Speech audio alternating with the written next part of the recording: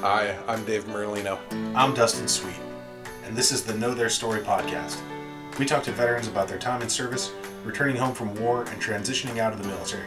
Hopefully along the way we'll inspire you to do the same with a veteran in your life. Because sometimes all it takes to make the world a better place is sitting down with a friend to know their story.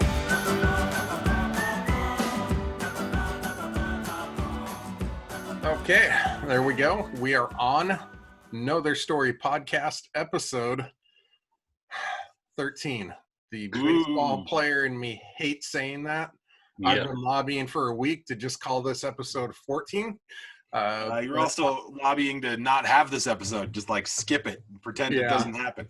Except on the podcast channels, it would still label it 13. And all in, man. Let's do it. Like one of my favorite comedians said, you're on a hotel floor 13, but they rename it to floor 14. But jump out the window, you'll hit the ground quicker. Yeah. Actually, I'm smart enough to know that I'm still on the 13th floor. Yeah. Oh man. But yeah, no, episode 13, season 1, episode 13, which means we're going to go through this every year, Dustin. Yeah, I know. I mean, it'd be great to have that type of job security. But let's try and turn it into a job first. Yeah. And then we can have security. But joining us today, Staff Sergeant with the U.S. Air Force. Many of my in-laws are in the Air Force, so shout out there. Deployed to Afghanistan several times, you said. Please welcome Dustin Tucker. Nice to meet you guys. Yeah, nice to have you on the show. Thanks for coming out, Dustin. I really appreciate it. Yeah, thank you. Yeah. And on a procedural note, so the audience can keep track, when I usually toss it over to my co-host, Dustin Sweet, I will just say sweet this week and maybe try and find different ways, like sweet, Cartman style or something. But sweet Dustin, how's that? Or you're probably used to hearing it, sweet Jesus. Ah, man. What's that Micah used to say? Micah came up with a thing that he said, I used to say sweet Jesus, but now I just say Jesus, sweet. Come on. Yeah, well, you said if you ever had a son, you'd name him Jesus. Jesus he hasn't shown up yet, but it's on the way. All right. But I will toss it over to you. You always have our first. All right. Well, welcome to the show, Tucker. I hope this gives you an idea of how Dave and I operate. My first question is pretty straightforward, man. How'd you end up getting in the Air Force? That's a kind of a long story. It involves multiple avenues. I grew up in a very small town that's about half the size of Taos. Wow. And I played 4 sports a year, worked 2 jobs, built cars, built monster trucks, raced sprint cars, dirt bikes, 4-wheelers, and learned auto mechanics. I could have went to Nashville Auto Diesel College, but I needed to get out of Missouri and away from my very religious and pushy family.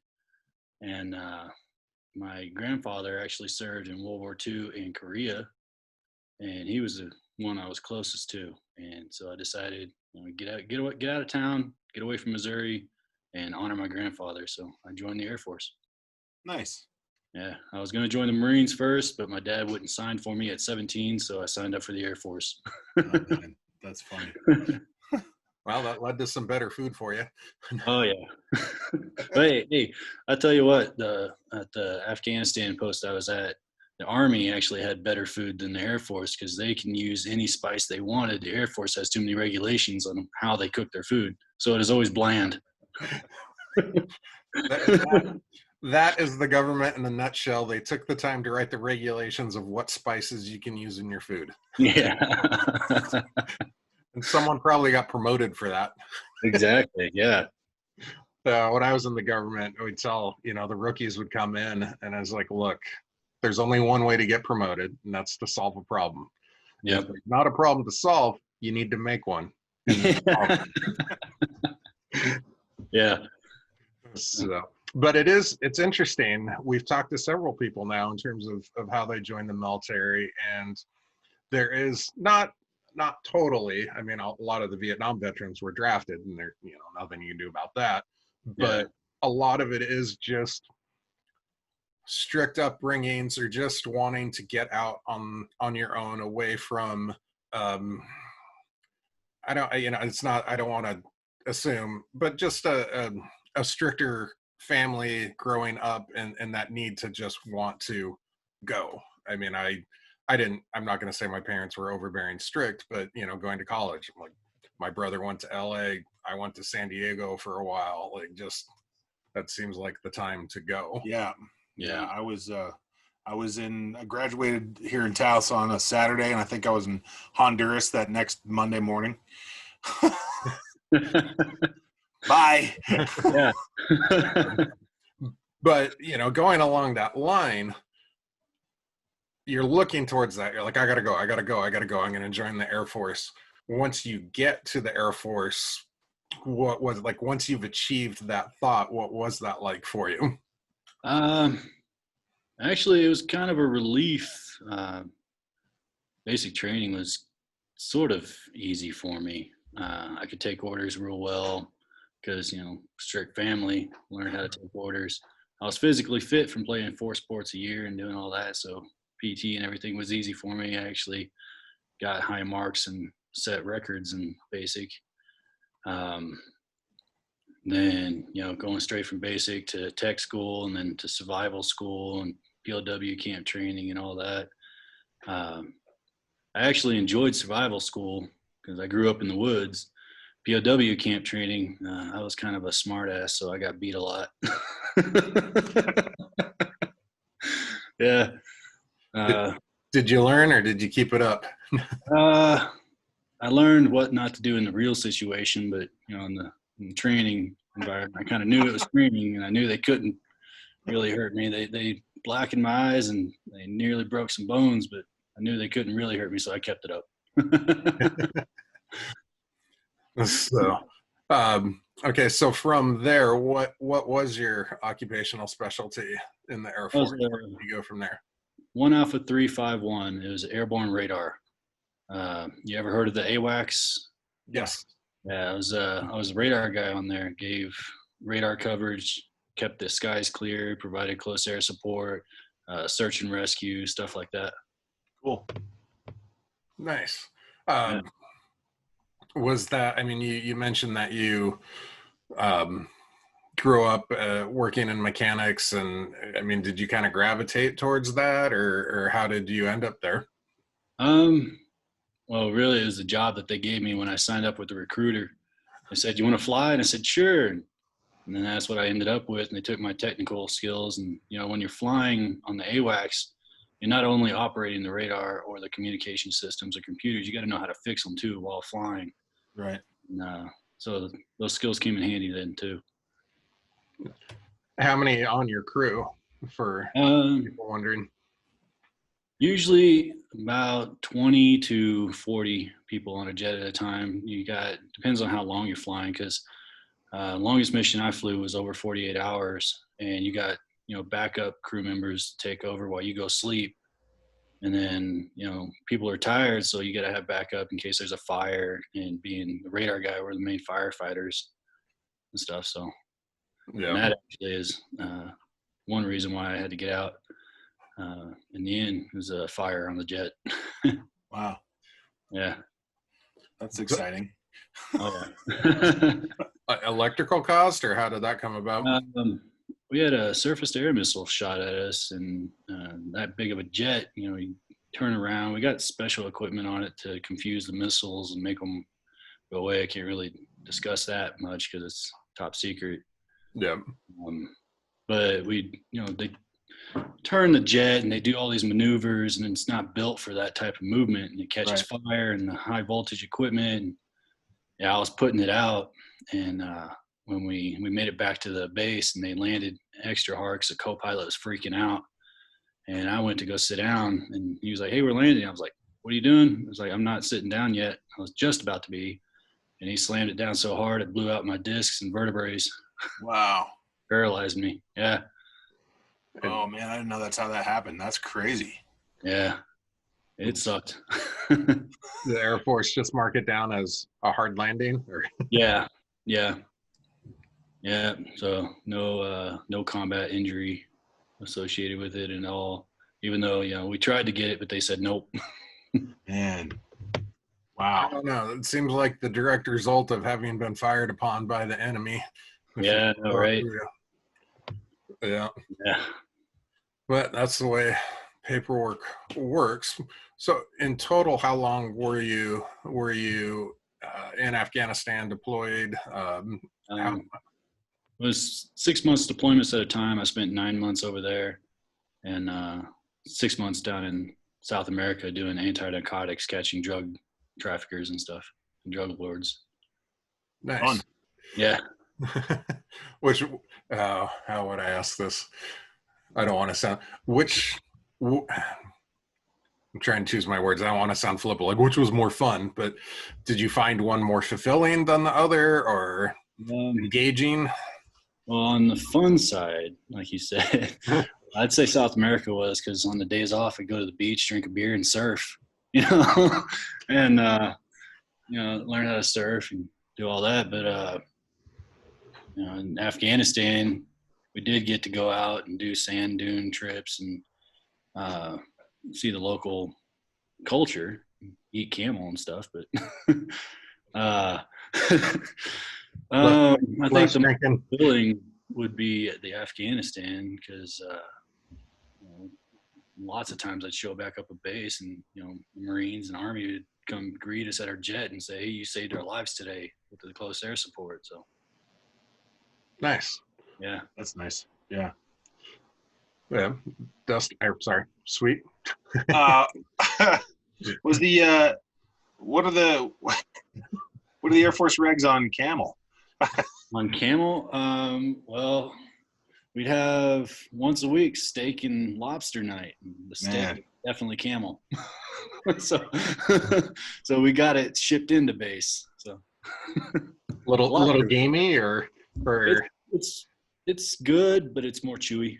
Yeah. Yeah. Cool. It's not as bad. The chief actually ended up flying in some T-bones and having us all the sergeants meet up and have a grill out. There you go. Yeah. With Air Force approved spices. Oh yeah. Chief actually brought his own and said, "Shh." Yeah. Loose lips. Yep. Okay, so you had your quote unquote hard landing. Did you then spend time in the hospital? Like, what was the path from there? Well, what surprised my wife and everybody that I was deployed with, I actually spent a week on pain meds at the deployed base. The flight doc didn't know what was going on, because I actually walked back to my tent, went to sleep, and woke up the next morning, and that's when I couldn't feel my leg. It was only my left leg, though. That one just went dead.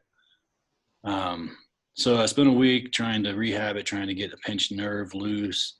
It just didn't happen. So my commander came up to me and with the chief and the first sergeant and said, "Hey, okay, so if you're not going to go back to flying, we can either send you home and have another person come here and spend the last 2 months of your tour, and then their 6 months of their tour, leave their family early, or you can, finish it out if you think you can."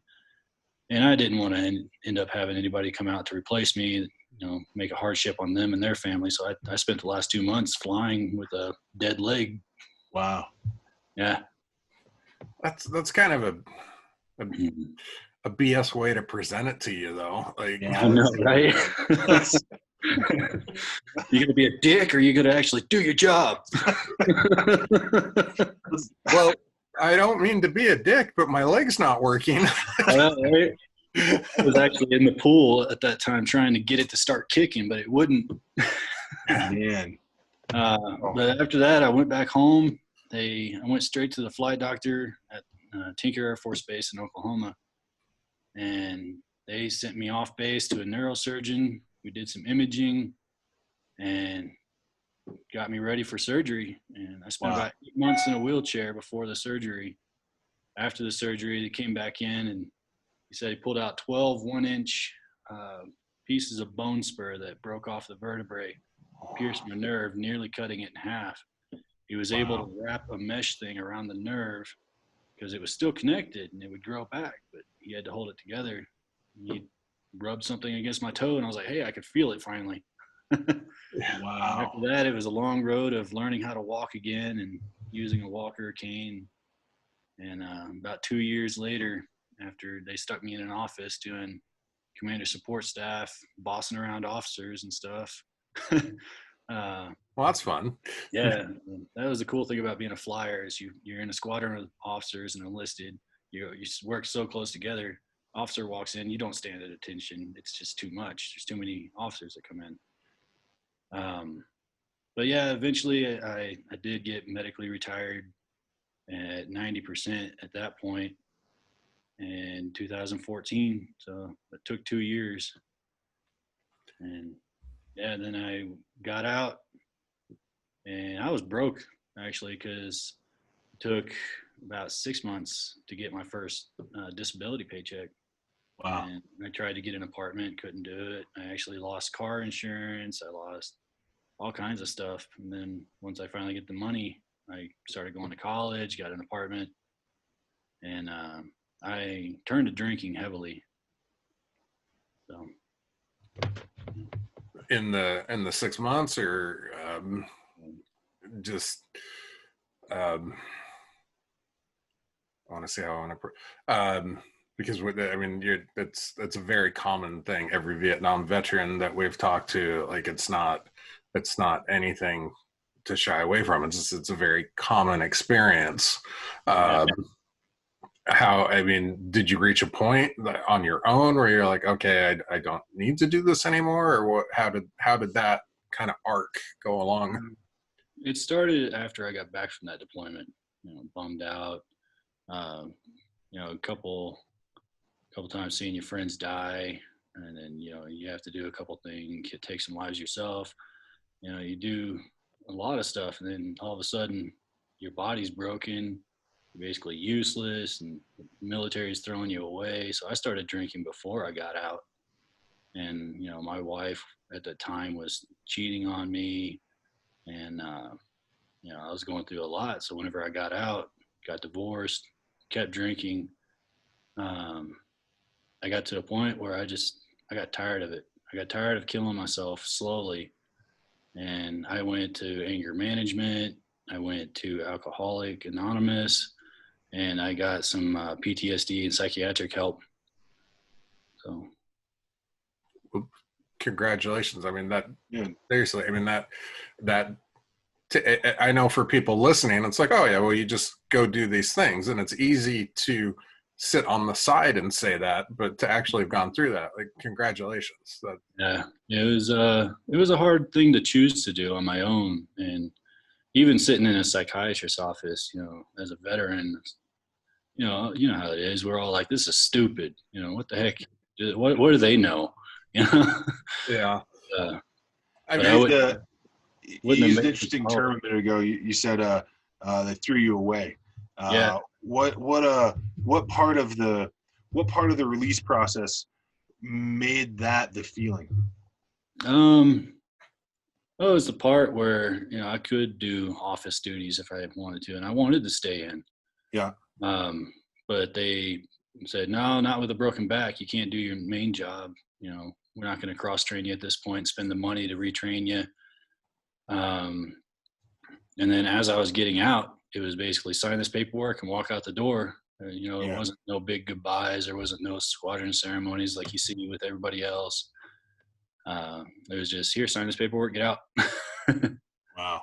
And I spent 10 years in as a sergeant, training most of the radar guys that were there after me, and leading people in the battle, defending the base at times. It was it's like, well, what were my accomplishments worth at that point? Yeah. It's interesting that little bit of recognition goes so far. It does. It's so crazy. It's like when you do a job here at home, you expect your boss to be like, look at your work and be like, hey, you did a good job, or be like, hey, you did this wrong, but you do this right. Here, try it this way.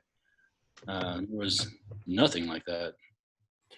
Yeah, I mean, I spent 8.5 years with the government in Customs and Border Protection, and the shoulder right here doesn't work as well anymore. In training, I had to pick a guy up and kind of shove him off, and it just slap lesion, can't be fixed.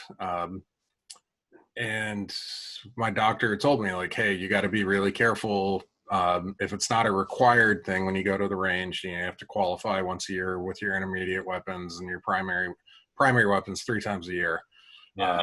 And then, someone at headquarters gets a bug up their butt of, wouldn't it be really cool to do this? It's like, well, you're not the one taking the piss out there in Seattle in January in the cold doing this. So doctor said, like, if it's not required, like, if you screw up your shoulder again, like it's not going to work anymore. Yeah. And so I went to my chief, who was my very first supervisor. I was a supervisor now. He was the chief. And I was like, hey, this is what we got. And he's like, well, we could get you a waiver, but we don't really know how to fill it out. So you're just going to have to do it, or we're going to take away your gun. I'm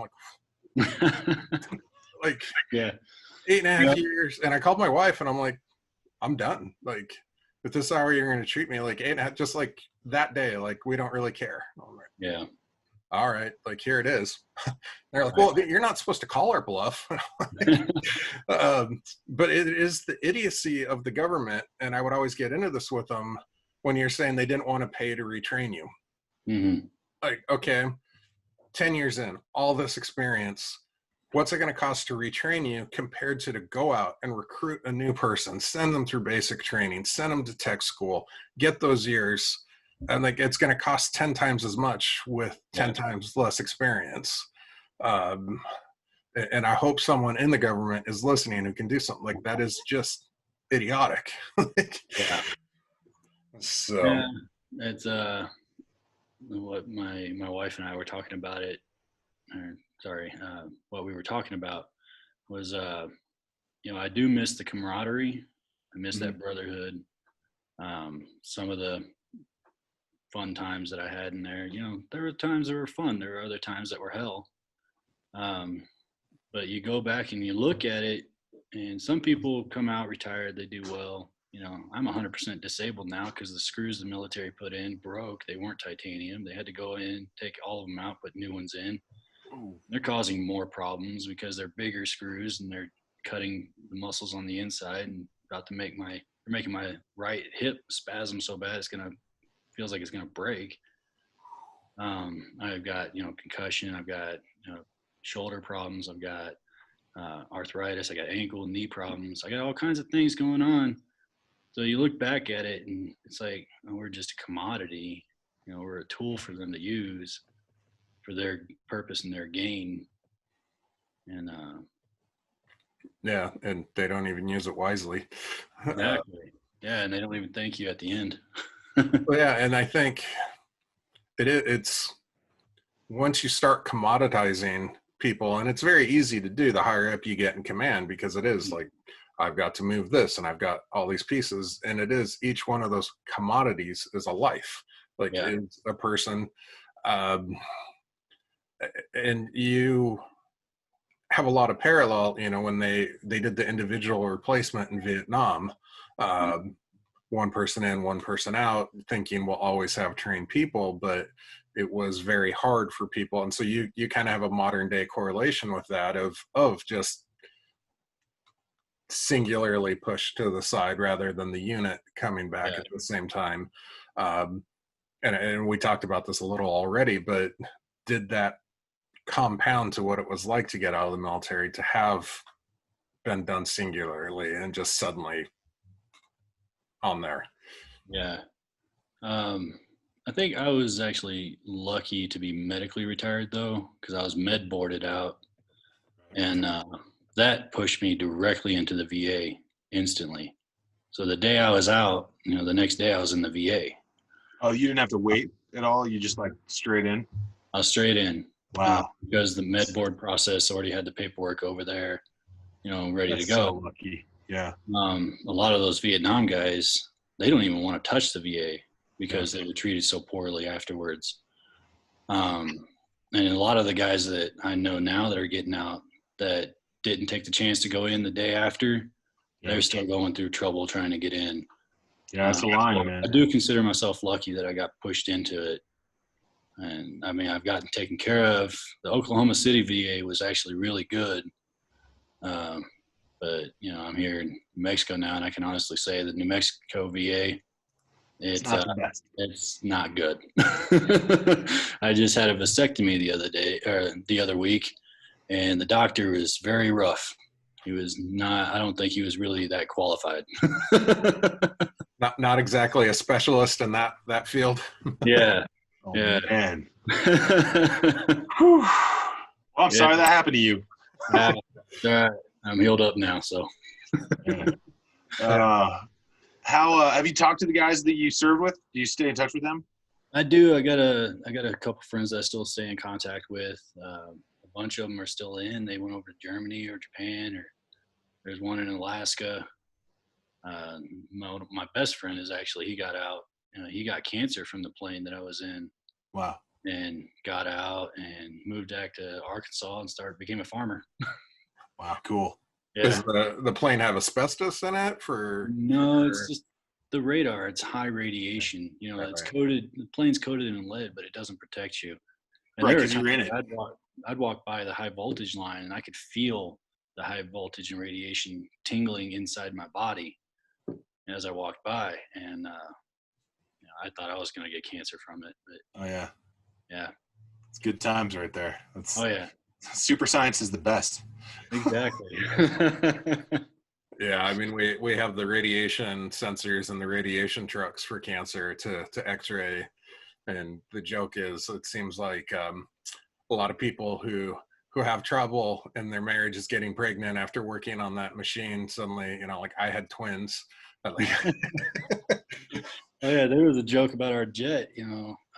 Every 2 years, we joked about our DNA is changing because there'd be a spur of girls being born, and then the next 2 years it's boys being born, and it just kept changing every 2 years, and we couldn't figure out why. We just attributed it to the radiation on the jet. You just gotta time your assignment if you want a boy or a girl. Exactly. Do a round on the jet, sweet, so you can have your son. Yeah, I'm next. Jeez. So, talking about the VA, I mean, we talked to one Vietnam veteran who said he went in and they said, do you want to take this test for Agent Orange to see if you have it? And he said, well, what are the symptoms? And the VA told him, we don't know, but we'll be able to say you don't have it. And he's like, well, that's a great deal. And he said he left and never went back for 40 years. Yeah. 40 years. Yeah. So, I mean, luckily the guys we talked to are going to the VA now, and they are talking, they're getting into PTS groups and they are talking, and that is the refrain of trying to tell the new generations, like, it feels good to be like, screw you guys, I'm not coming back, but don't wait 40 years to do it. I was still going through some PTSD stuff, and I thought I was fixed just from one go with a counselor or therapist. But since I moved here, I've been going on and off to therapists here to help heal some trauma and stuff that I've been through. And honestly, if I hadn't done that, I probably wouldn't have went back to drinking and done all that stuff again, because stuff still haunts you. And if you don't talk to somebody about it, you gotta, people are like, oh, it's not manly to go talk to a therapist about things. It's not any of this. It's like, really it is, because if you have a family, it's not manly to take your own traumas out on them. It's more of a manly thing to go and heal yourself so you can treat your family right. Yeah. Handling your business is the manliest thing there is. Yeah. It's manly to say, hey, I'm going to step up and do what I need to do. And it is. And we talked to doctor who used to be in charge of the specialized care at Walter Reed. And, he had a lot of interesting things to say. Like he said, he would rail against the administration. He's like, if anyone were to go to you and say you need help, like you would you'd immediately, put up your defenses and say, no, I don't. And even, and so it is kind of like how you approach, but it kind of set us on the path of where we're at now of what we witnessed with the Vietnam veterans. And some of these guys had never talked ever. Not, I mean, it just, mainly it was their family. And, it is a thing of, I don't want to tell my family, one guy said, how do you tell your family what you did in the jungle? And so we were kind of this neutral ground. And what Dr. Clymer was saying is they took World War II vets who'd never talked 40, 50 years later. And it was just astonishing of just being able to sit down and say, tell me your story. Yeah. And they took the guys who were like living out in the Nevada desert in a trailer, like not talking to anyone. And that, here we are with the Know Their Story podcast because of a day in Austin that kind of set us along this path. But it is amazing to just not trying to heal anything or anything, just be there to listen. But, going in that first day, what was that like for you? I mean, obviously it couldn't have been the easiest thing to meet someone and then be let's talk. It was one of those things is, most veterans don't want to talk about their experiences. And, my wife, I've told her more stories than I've ever told anyone in my life. But yeah, going into a therapist and you sit down and, he's talking to you, trying to get you to talk, and, it's hard for you to say anything in response and, stay on topic because you always want to go off and joke, because that's what we end up doing when we have that kind of trauma. We just find jokes in everyday life situations, even some of the darkest things you can think. But I think one thing that got to me is he looked me dead in the eye. He's like, "Did you kill anyone?" And it's like, well, no one ever asks a veteran that, really, unless they don't really know the military. It was the first time I ever got asked that, and I just looked him in the eye, and a range of emotions hit me. It's like, well, yeah, I did. And it's like, do I feel good about it? I can honestly say no. And then that got me to open up more and realize what I was going through. Yeah. And yeah, it is. Whenever I've gone in to talk to my kids' class about being a cop, it's like, have you ever shot anyone? Have you ever drawn your gun? And, the last time I did it, they're in 4th grade, and you're just like, whatever. But, and I, you do see it in adults, though. Oh, have you ever had to shoot anyone? But for your doctor, it was a very pointed, it was meant to elicit, I think under that care, like, doctor knew what he was doing. Yeah. And it took me a while to talk to my wife about things, but she does myofascial massage. So she was working on me one day and doing something, and my body just started doing this unwinding thing. And she's like, "What was that?" And I was like, "Oh, that's this situation that happened." And she understood. She didn't shy away, look on me poorly like some people would do. She listened. Yeah, no, she's great. I think that's what a lot of us want, on the inside.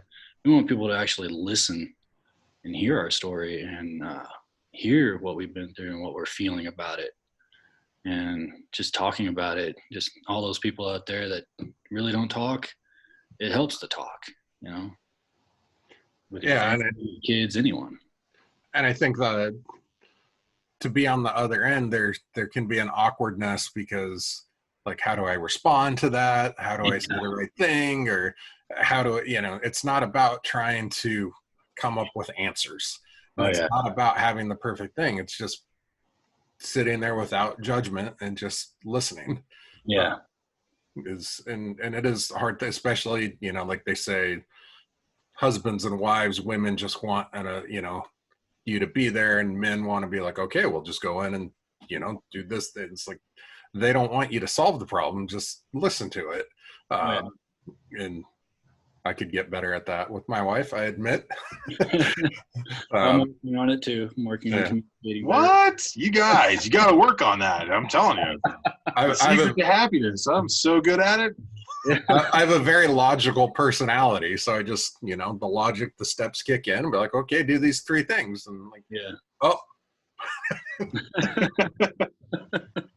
So, but yeah, it is. Hopefully, if just one person out there is listening and saying, cool, like maybe I will go, take the. Dustin, have you found it easier over time to talk about things? I have. The more you talk about it, the easier it becomes. Honestly, though, when I'm in public and random strangers come up and they want to ask about things, I don't want to talk about the whole career that I had, or talk about all the death stuff. I don't want to talk about that. I just want to be out in public, make friends, talk about everyday things. Yeah. For those heavy hitter things, family, friends, therapists, that's the perfect place for it. Other people who's been through it, that's the perfect place for it. Yeah. You don't want random millions strangers out there listening. A lot of veterans. I mean, I still have stuff come up, like large crowds. I still can't be in them. I'm always on the lookout. I watch everyone and everything.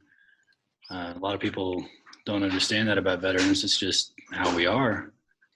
And that's why I moved away from Oklahoma City. I couldn't stand the city anymore. Too many people. Yeah. But yeah, just having people ask you a simple question about your service. That's good and gets you in conversation. But there's times when there's a time and place to talk about that other stuff. Yeah. But for the veterans out there listening, it is a good thing to find that time and place and actually talk. Do you go for the chair in the restaurant with your back to the wall? Do you want to see the door? Like, what's that like? I always did. I carry my pistol on me everywhere, and I always sat facing the exits, knew which exits were the best option, and always eyed everybody up and down for threats. But my wife, she actually always goes in and she takes the seat facing the door and makes me put my back to the door. And so I'm like, all right, you're my eyes. And it's helped a lot, learning to get off of that edge. So. Yeah, we'll go to restaurants and one of my daughters will take the seat, facing the door, and my wife will say, your dad's going to want that seat. Yeah.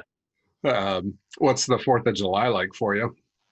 The 4th of July doesn't bother me to actually find the biggest and loudest explosive myself and set them off, but can't do that here in New Mexico. No, sir. Although I did sit under the town display last year, and that was super intense. That was pretty cool. I can honestly say my first 2 years out, though, going to a fireworks show, I can feel my body shaking and tense and sweat, but I forced myself to keep going, get used to it again. And I can honestly say the biggest high I get is at the range shooting a gun. Wow. Well, yeah, I mean, that was what Chris Kyle was working on. I mean, unfortunately, it went bad on the last day, but there is a therapeutic effect to it's kind of like having a little bit of the world still, but paper targets are better targets. I like the sound of the steel poles when you put them out. That ping. Oh, I love the ping of the plates. Yeah.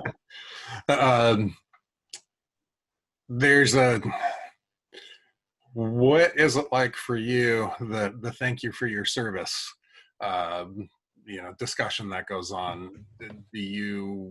Is it awkward for you? How is that when it seems to be such a reflexive thing that people just say? What is it like for you? When I was in uniform and everybody would be like, hey, thank you for your service, back then I'd be like, oh, cool, thank you, But now it's an awkward thing for me now.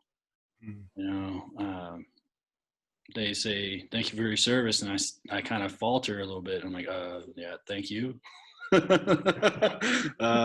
don't know how to respond to that anymore. Just say you're welcome. Just lead with you're welcome and point. Yeah. Just point. Yeah. Finger pistols. I did it for you. Is it awkward though, just because it seems to be such a one-off thing? Like it seems to be something that people say, like, we've brought it up a couple times, and I don't mean to disparage Shark Tank. I love the show. But it is, anytime there's a veteran, it's just someone has to, like, first of all, thank you for your service. Yeah. And then just, and I'm not blaming it. I think it's a very nice thing that they do to actually think of it, but yeah, it seems to be such a one-off thing. Like, they're not even waiting for the response because it's just something to say. If that did lead to a conversation, would that be less not like, obviously, did you kill anyone, like we've covered, but just a small conversation, would that be better? Or it would be better, because most of the time it feels like they just feel like they have to say it. And they feel like you want to hear it, or it's like company policy that they see a veteran, they have to thank them. But when people are sincere and they want to know how know you, and they start a little conversation after saying that, it's nice. On that point, it's not as awkward. But when it feels like it's forced, then it's awkward. Yeah. I mean, that's literally the last line of our bumper, our outro of, thank you for your service should be the start of the conversation, not the end of it. Yeah, definitely. Mr. Sweet. How'd you end up coming to New Mexico, man? Did you just bail from Oklahoma City? And nah, that's another PTSD trauma type thing. I was going through a lot. My ex-wife, whose mom lived here, took advantage of my PTSD self, really used me and messed with my head, and got me to move out here with them, mooched off of me. And then finally, after getting some help, I woke up and I realized what was going on. And she was cheating on me, her alcohol, she was abusive. She attacked my daughter once, and I just said that's enough, and had the cops take her away and divorced her. And I stayed though, because I like the small town. I like the outdoors, and I go fishing a lot, go to the range a lot. It's nice here. You can't really, in Oklahoma they had some ranges, but there's too many people. Once you get it here, you're stuck, man. Yeah. So that's how I ended up here. Cool. Yeah. I'm glad you stayed, man. It's nice to have you around. Yeah, thank you. It's nice to be here. It's a very beautiful country. It is. It is. A lot of people. My brother, actually, he asked me another question when he came to visit me. And I was just out on the mesa one day, and I was looking around.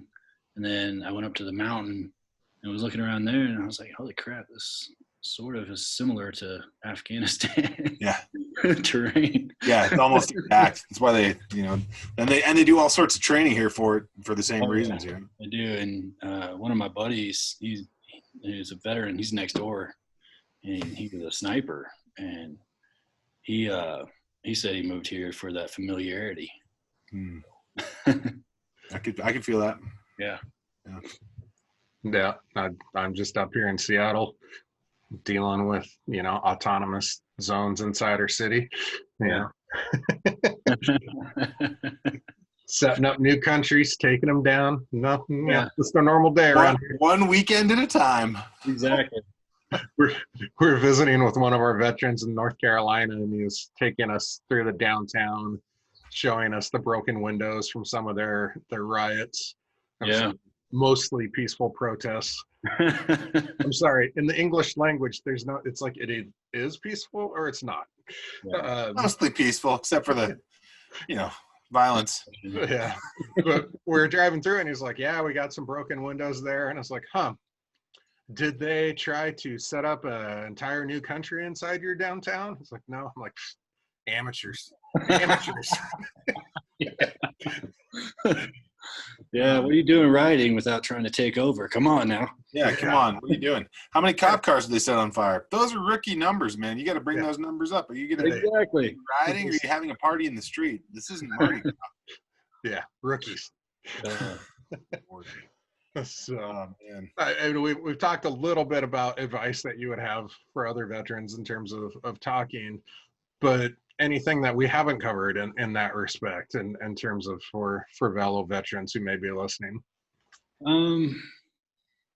Well, family, family's the biggest thing. Support, alcohol is not the answer for a lot of it. Pain pills is not the answer. Drugs is not the answer. It always makes it worse. And a lot of people they rely on that for their life to get through their PTSD, or they rely on solitude, and honestly, it'll just eat you alive. So. Yeah, I mean, alcohol is an amplifier. You meet people in college, be like, oh, they're a happy drunk. It's like probably because they're happy that they're going to go out to party, and that amplified it. Yep. If you're feeling down and you start drinking, it's going to amplify that. Yeah. So, and it just kind of pushes it off. So we were talking to a guy a couple of weeks ago. He said it's corrosive. And that the corrosive was a real good word for it, because it just eats away at, it solves right now, but it doesn't solve tomorrow or the next day or the next day. And so then you just get mired more and more into it. Oh yeah. It's a long road to hoe, but it's worth hoeing. Oh yeah. And take advantage of family, take advantage of finding a new hobby, take advantage of the outdoors. It's very therapeutic. So staying locked up in a place is, just like this COVID, it makes a lot of people go crazy. Yeah, I mean, and that we've touched on that with a couple of people in terms of the amplification of a lockdown. For we've talked to so many people who their veterans groups have been shut down, their PTS groups have been shut down. They're not allowed. They're finally getting out and talking, and now it's like, no, don't do that anymore. What can people do to check in with the veterans in their lives? Like, what advice would you have? If you know someone, give them a call. Give them a call, text them, Facebook them. Range day is always a good thing. Take them to the river, go fishing. Small groups, you can be in a small group, talk to them. Even if you have to wear a mask, it'll be okay. But if you know someone, reach out to them. Don't just leave people in the dark. Yeah. And, the lockdown comment brought up something we talked to a couple weeks ago with Lieutenant Colonel Lozano. He said, he checks in with his Marines, and it's been an interesting thing right now, not even just the lockdowns, but for veterans to come home, to have fought for the country, and then to come home and hear on the news everyone talking about, this is such a terrible place and we need to drastically re-alter the country and change it. And I'm not taking sides. I'm just, putting it from his perspective. Do you think that has an effect on veterans to come home to that, or it totally does? It totally does. Because when I came home, it's like, well, I didn't only go to war to fight for one person's rights. I fought for everyone's rights. I came home. When you're on the battlefield, you're out deployed, you're even in just flying. Doesn't matter if you're boots on the ground, flying, wherever. The people that's next to you are your brothers and sisters. One of my master sergeants that I was in with, he quoted it best. When we're with our brothers and sisters beside us, we don't see race. We don't see sex. You're our brother, our sister. You're our friend. It doesn't matter. We fought for you. We protect you. We'll always have your back. And to come back and see a country divided and trying to divide itself upon sex or race or politics. It's sad. It's not what I fought for. I fought to have people come together and, for this country as a whole. And if we can just stop looking at things as a racial issue or as a sex issue or as a political issue and just start working together as human beings, because we're all human beings. We all bleed red. And if we can just have each other's backs, we can fix a lot of issues together. Yeah. Free. Yeah. I mean, it is. I miss the days, and Dustin and I mean, we've driven 30,000 miles around the country and we've been friends for years, and I'm going to let the audience in on a clue here. We don't agree on everything. In fact, some things we're drastically different on, and you know what? We're still friends. That's crazy. It's an amazing thing. There's a line that I used to have to repeat as a kid, indivisible with liberty and justice for all. And I feel like not making the kids say that every day might be a step in the wrong direction. I think so too, because a lot of people don't understand these days, and I get it a lot. People hear that I have my own opinions about things and they get upset about it. And all of a sudden I'm the bad guy because I don't have the same opinion as them. Oh, yeah. Same beliefs as them. It's like, well, everybody should be allowed to have their own beliefs, their own religion, their own opinions about things. That's what makes us individuals. It makes us stronger as, if we can come together and see each other as different sides to something, maybe we can fix something by using both opinions and both ideas, Yeah. I mean, I have daughters, 13-year-old twin daughters, right? Kind of, here in Seattle, and it's hard, their dad having been a police officer and their friends. Yeah. And my wife and I have taken the approach of, and I may be speaking at their school, and my approach is, I'm not here to rah. I'm not here to tell you my side's right. Like, no side is right. Like, no side is 100% right. No side is 100% wrong. All I want to do is present something to you and make you think. Like, I'm here to challenge. I'm going to challenge you, but not from the opinion that you're wrong and I'm right, but just in terms of, here's how I see it from my perspective. Like, what does this make you feel? And if we'll see how it goes, but it is. We've lost that ability to want to be challenged.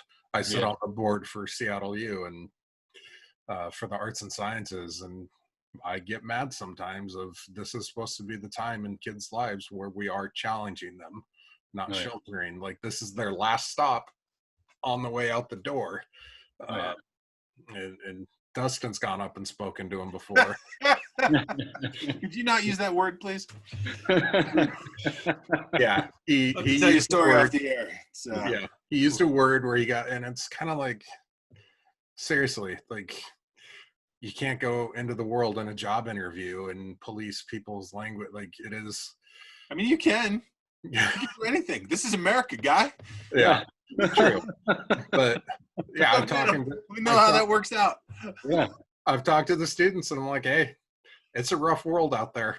Like, and we have to do a better job of listening, and knowing people's story. Oh, yeah, exactly. Meta. So, Mr. Sweet. Those are all my questions, man. I'm out today. All right. That was good. Is there anything else you wanted to say before we step out of here? Nothing that I can think of. No. Right on, man. I really appreciate you guys having me on here, though.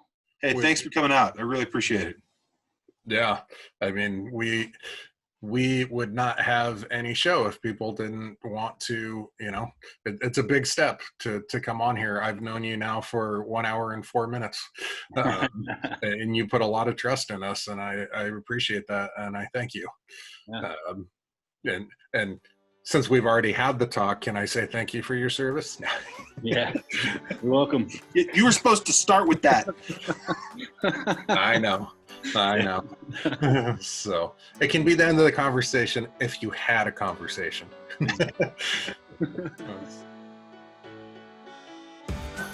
You've been listening to the Know Their Story podcast. If you made it this far, we must be doing something right.